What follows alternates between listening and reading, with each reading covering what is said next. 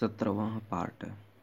बीज की संरचना एवं अंकुरण, structure and germination of seed. तो सबसे पहले हम इसमें बीज देखते हैं, सीड के बारे में। तो बीज पौधे का वह भाग है जिसमें भ्रूण यानी इस एम्ब्रायो स्थित होता है और अंकुरण होकर नया पौधा बनाता है। बीज भ्रूण को पूरी सुरक्षा देने के साथ साथ उसके अंकुरण के लिए आवश्यक ऊर्जा भी देता है। अतः हम कह सकते हैं कि बीज पौधे का संकुचित रूप है। ठीक है। फिर हम देखते हैं बीज की संरचना जो है वो क्या है, यानी बीज की जो संरचना देखते हैं तो प्रत्येक बीज के बीज आवरण या बीज चोल होता है जो कि वास्तव में अध्यावरणों द्वारा उत्पादित होता है। बाह्य रचना कड़ी होती है, इसे बाह्य बीज आवरण या टेस्टा भी कहते हैं। आंतरिक को टेगमेन कहा जाता है, जो बीज की आंतरिक है उसको टेगमेन कहा जाता है। कभी कभी ये दोनों इस तरह मिल जाते हैं कि उन्हें पृथक नहीं किया जा सकता। बीज चोल के भीतर का भाग यानी गिरी कहलाता है। जो बीज है उसके चोल, जो उसके ऊपरी भाग उसके भीतर का जो भाग है वो गिरी कहलाता है। इसी में बीज का अत्यंत महत्वपूर्ण भाग भ्रूण स्थित होता है। भ्रूण के साथ भ्रूणपोष और परिभ्रूणपोष खाद्य ऊतक के रूप में मौजूद रहते हैं। ठीक है। बीज का एक महत्वपूर्ण भाग बीजपत्र होता है। इसी की संख्या के आधार पर एंजियोस्पर्म आवृत्त पौधे को एक बीजपत्री एवं द्विबीजपत्री में विभक्त किया जाता है। आवृत्ति बीजी पौधे में दो से अधिक बीजपत्र नहीं मिल सकते। यह अवस्था बहुबीजपत्र नग्न बीज यानी जिम्नोस्पर्म में मिलती है। अमरबेल में बीजपत्र नहीं होता। इस प्रकार बीज का जो संरचना होती है। इसके बाद हम देखते हैं बीज के प्रकार, यानी बीज के प्रकार में भ्रूणपोष की उपस्थिति और अनुपस्थिति के आधार पर उसकी उपस्थिति है और अनुपस्थिति है, इसके आधार पर बीजों को मुख्यतः दो रूप में बांटा जाता है। तो पहला रूप है अभ्रूणपोषी। ठीक है। इसका जो पहला रूप अभ्रूणपोषी है यानी नॉन एंजियोस्पर्मिक, और दूसरा है भ्रूणपोषी एंजियोस्पर्मिक या एल्बुमिनी, और ये है अएल्बुमिनी। तो इसको हम देखते हैं सभी एक बीजपत्री बीज भ्रूणपोषी ही होते हैं, जबकि द्विबीजपत्री बीजों के उपयुक्त दोनों स्वरूप मिलते हैं। बीजों के भी दो प्रमुख भाग होते हैं। बीजों के जो दो प्रमुख भाग होते हैं उसमें एक है बीजचोल और दूसरा है भ्रूण। ठीक। तो हम पहले अब देखेंगे द्विबीजपत्री अभ्रूणपोषी। द्विबीजपत्री अभ्रूणपोषी में डाइकोटिलेडोनस एक्सोबुल्बिनस। तो इसके बाद हम देखते हैं जैसे चना है, चना को ग्राम सीड कहा जाता है, इसको सेंसर ओरिएंटियम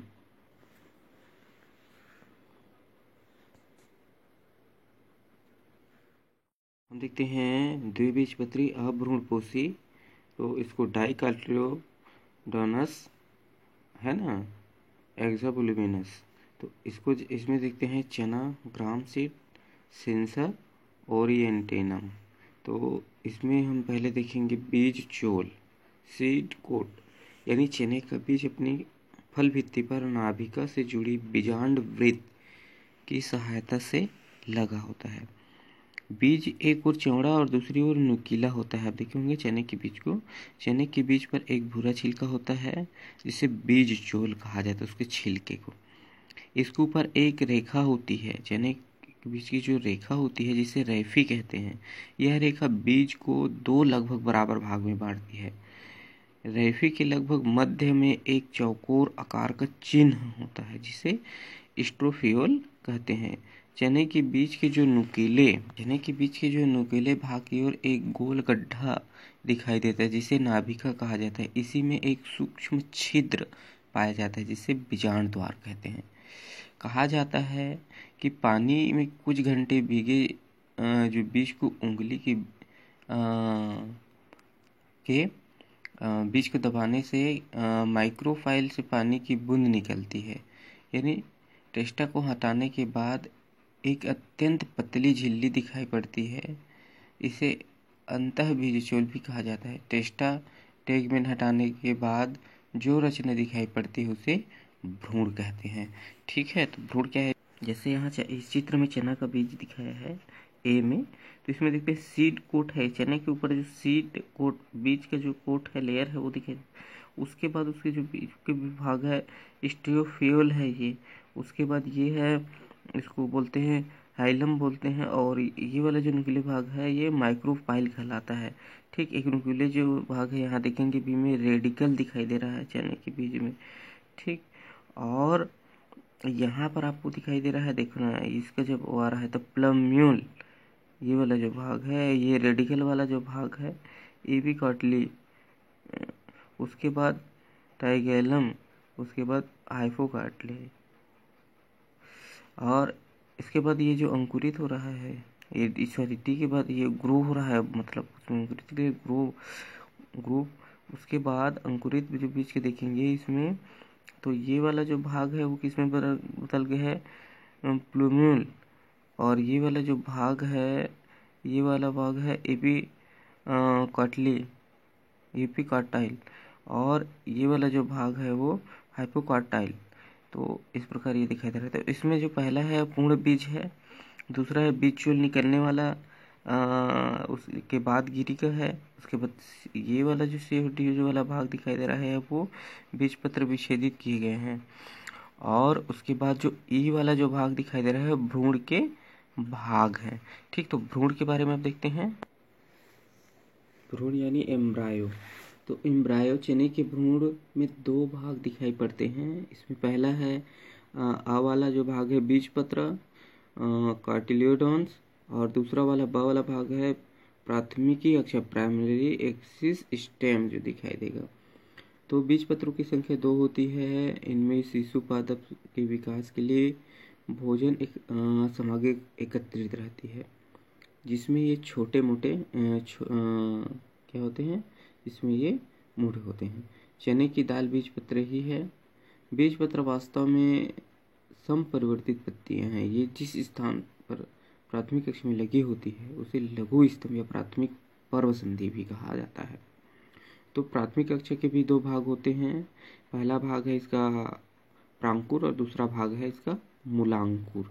तो प्रांकुर क्या है? प्रांकुर बीज पत्रों के बीज दबा रहता है। प्राथमिक अक्ष का वह भाग जो बीज पत्रों के ठीक ऊपर स्थित होता है, यानी प्रांकुर के ठीक नीचे वाला जो भाग है वो बीज पंत्रोपरिक है ना, कहलाता है। प्रांकुर अंकुरण के बाद पौधों का प्ररोह तंत्र बनाता है, यानी शूट सिस्टम्स बनाता है, जिसमें भूमि के ऊपर के सभी अवयव पाए जाते हैं। जो प्रांकुर है उसके बाद देखते हैं प्राथमिक अक्ष का निकलना नुकीला भाग या मूलांकुर कहलाता है। अंकुरण के बाद मूलांकुर जड़ तंत्र का विकास करता है। प्राथमिक अक्ष का वह भाग जो बीज पत्रों के ठीक नीचे या मूलांकुर के ठीक ऊपर होता है, बीज पत्राधार कहलाता है। चने के बीज का अंकुरण डाइकोट हाइपोजेल। तो चने के बीज में अधोभूमिक प्रकार का अंकुरण होता है। इस प्रकार के अंकुरण में बीज पत्र भूमि के नीचे ही बने रहते हैं। इसको एपिकोटिल की अत्यधिक वृद्धि से जो प्रांकुर भूमि के ऊपर उठ जाता है, यानी चने के बीज के जो अंकुरण होता है डाइकोट हाइपोजेल में, तो भूमि में बीज डालने के बाद वह बीजांड द्वार से आर्द्रता खींचकर फूल जाता है। आर्द्र बीज में से मूलांकुर बीज एवं टेगमेन को भेद कर बाहर आ जाता है। भूमि की ओर वृद्धि कर यह प्राथमिक मूल बनाता है। इसके बाद एपिकोटिल वाले भाग में भी वृद्धि होती है, फलस्वरूप यह प्रांकुर सहित भूमि के ऊपर आ जाता है। इसकी वृद्धि से प्ररोह बनता है। ठीक, और अंकुरण के समय बीज पत्रों में संचित भोज्य सामग्री प्रांकुर और मूलांकुर की ओर पहुंचती है।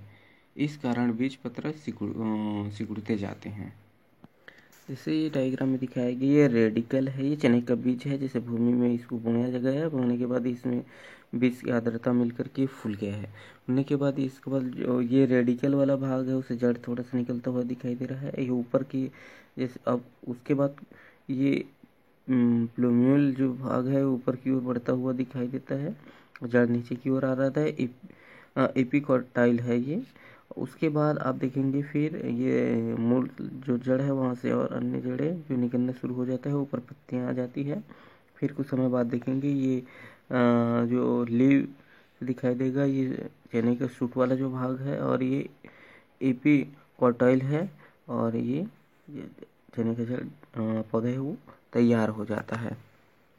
इसके बाद देखते हैं द्विबीजपत्री भ्रूणपोषी डाइकोटिलेडोनस है ना, एल्ब्यूमिनस। तो इसमें पहले देखेंगे अंडी है, कैस्टर ऑयल सीड जो देखते हैं, कैस्टर ऑयल सीड को रेसिनस कम्युनिस बोलते हैं। तो इसमें जो भ्रूणपोषी जो बीजों में भोजन का एकत्रीकरण बीज पत्रों में नहीं होता, यानी भ्रूणपोषी बीजों में भोजन का एकत्रीकरण है वो बीज पत्रों में नहीं होता, वरन भ्रूणपोष में होता है यहाँ। तो सामान्यतः जो भ्रूण अपना भोजन भ्रूणपोष से ही लेते हैं, जो स्वयं बीजांडकाय से भोजन लेता है। तो अब भ्रूणपोषी बीजों द्वारा भ्रूणपोष एवं बीजांडकाय का भोजन पूर्णतः अवशोषित कर लिए जाते हैं, और इसके कारण वे समाप्त हो जाते हैं, इसलिए दिखाई नहीं पड़ते। इन बीजों में भोजन बीज पत्रों में जमा होता है, जिससे वे फूल जाते हैं, ठीक है। और भ्रूणपोषी बीजों में भ्रूणपोष पूर्णतः खत्म नहीं होता। इनमें बीज पत्र पतले एवं खाद्य अवशेषी फूड एब्जॉर्बिंग ये रचनाएं होती है। अंडी का फल साइजोकार्पिक रेगमा प्रकार का त्रिकोष्ठी होता है। इसका बीज आकार में दीर्घवृत्त ऑब्लिंग होता है।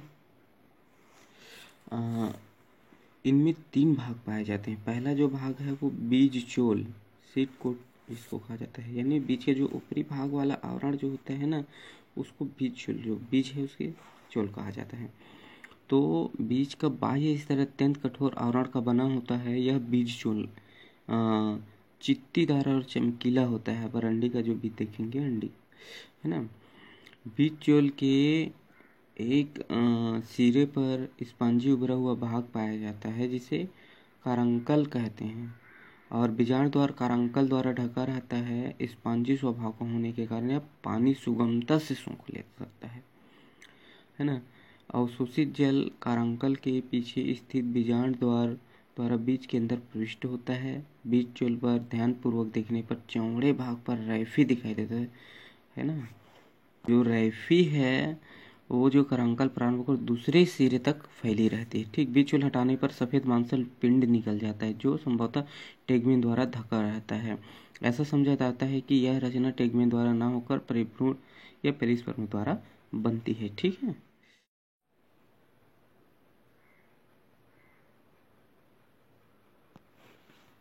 इसके बाद देखते हैं भ्रूणपोष एंडोस्पर्म को।